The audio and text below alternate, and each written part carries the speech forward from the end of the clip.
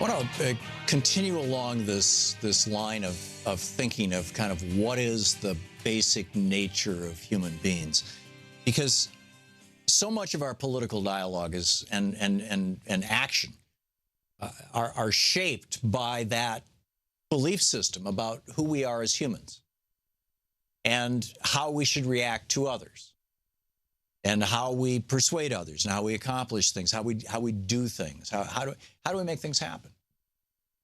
Now, if you assume that everybody's evil except for the good few, and we can figure out who the good few are and put them in charge, then you probably wouldn't want to be basically subsidizing everybody. But if you assume that everybody is essentially good with the, 2, 3, maybe 4% exception of basically broken people who by virtue of an accident of birth or of circumstances of life have become so wounded that they are killers, that they do need to be separated from society. But if you believe that they're the exception, not the rule, then the idea of a universal basic income becomes really interesting, particularly as we're looking at automation. And I mean, they're talking about, self-driving trucks, self-driving cars, self-driving this, that, and the other thing. And it's not just that. I mean, although that represents millions of jobs. But there are all these areas, these companies going, oh, yeah, sure, we'll bring our plant back to the United States now that we've got robots. We don't longer have to, it doesn't matter that we were hiring people for 30 cents an hour in South Vietnam, or in Vietnam, I guess it is now. We got a robot that'll do it now for 10 cents an hour. So what happens when you have a society where there's more than enough money being generated by the society for everybody to live a good life? Productivity is not going down, it's going up. Profits are not going up.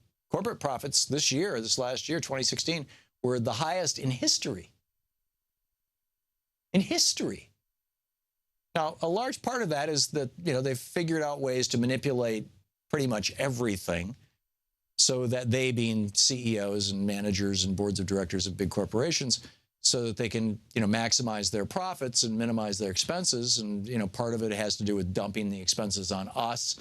We'll let the little people clean up the pollution after we shut down our coal-fired power plant and declare bankruptcy, or our chemical factory and declare bankruptcy, and we'll just stick it to the state, right? We'll just stick it to the people. Part of it is that.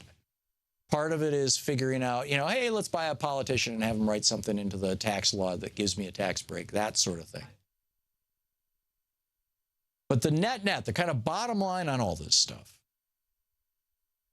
is that if you have more people of working age than you have need for those people, what do?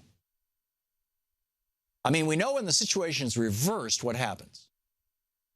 We've seen this. I mean, the experiments have been done over and over and over again. The two that are probably, most people would, if they studied history at all, would know are the Renaissance back in the 1400s, as I recall, 1430s. Some of the trading ships in the Middle East brought the bubonic plague, rats infested with fleas that were carrying the bubonic plague, brought them to Europe, and within a decade or so, about a third of Europe was dead. And the result of that was that there were still rich people. A lot of them died of the plague too, but there were still rich people, and there was still stuff that needed to get done, and there weren't enough workers. So what happened? The cost of labor went way up. And the average laborer who had just been barely getting by suddenly had a middle-class life, or better, the equivalent of an upper middle-class life. And so people went from working 100-hour weeks to working 20 and 30-hour weeks. They formed guilds, unions. This is the era when the Masons were started. And the result of that was that people had extra time, they had spare time to do things like create music and poetry and art and delve deep into the sciences. And that's why we refer to that era as the Renaissance. Well, within about 2 generations, the population had, recovered, as it were. The demand for labor was dropping, and we slid back into, kind of the Middle Ages stuff. But that's one. The other one was after World War II. In the United States and in many of the European countries, in the Soviet Union, in lots of places that participated in World War II, large percentages of the population of working-age men were dead or wounded, not available to work. And so what happened was, again, the price of labor went up. But when there's a surplus of workers, the price of labor goes down, and that's when you see grinding poverty associated with work. Most of the people living in the United States right now who are living in poverty work. This is something the average Republican is not going to tell you. Most people on food stamps work. Most people who are getting housing assistance work. They're working, they may be even working full-time jobs.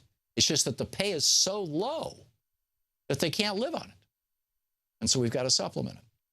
So there's this thing called the universal basic income that is like, okay, what is poverty? Poverty is the lack of money. How do you cure poverty? You give people money.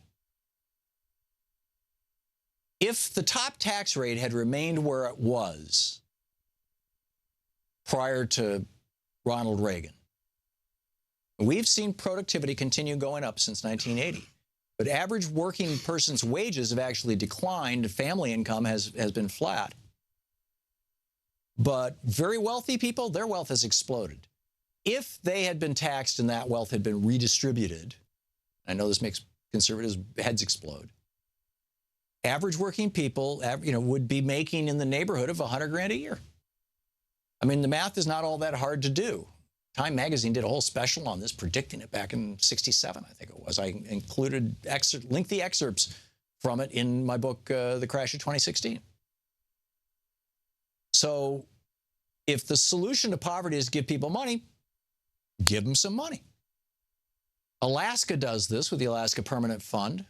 It's a couple $1,000s for every man, woman, and child in the state every year as a result of the oil revenues. But the principal argument, and Finland is about to try this. They're picking randomly 2,000 unemployed people, and they're going to give them about US $800 or $900 a month, no matter what. It doesn't go away if they get a job. It doesn't go away if they inherit $1 million. It's just, here's some free money. Let's see what happens after a year or two. Right? And Scotland and Fife and Glasgow, they're seriously considering this. But Finland's actually going to do it as an experiment. And the conservative response to this is, oh my God, you're giving people free money. People are fundamentally evil. You know what they're going to do? They're going to go out and buy drugs. They're going to be tracking down prostitutes. They're going to be engaging in criminal activity. I mean, you're feeding the underclass. That's the conservative response.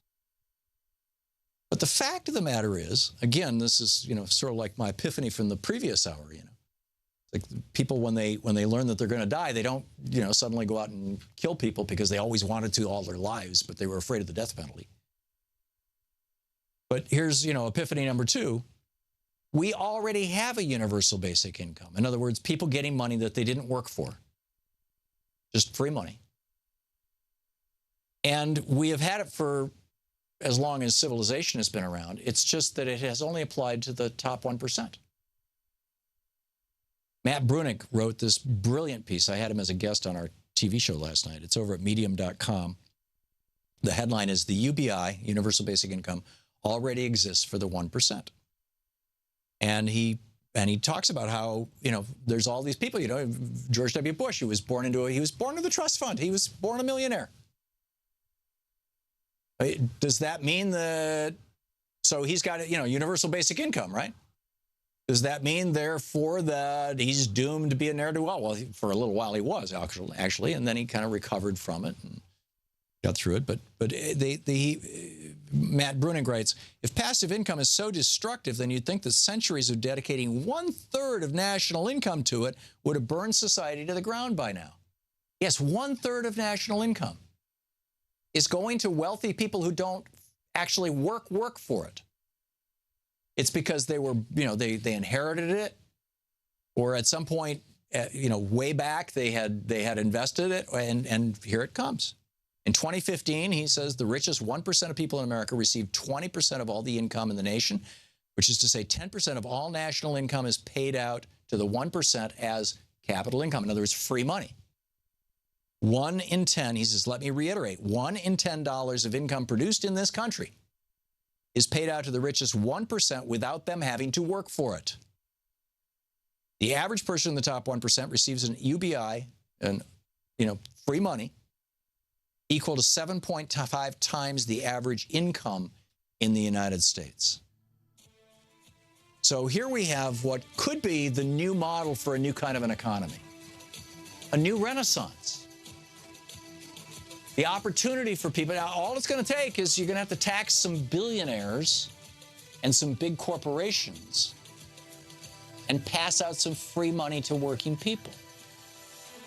I realize how difficult that is for conservatives to swallow, but looks like it works. This is the Thom Hartmann Program. And ironically, the proof that it works is that it's been working for rich people forever.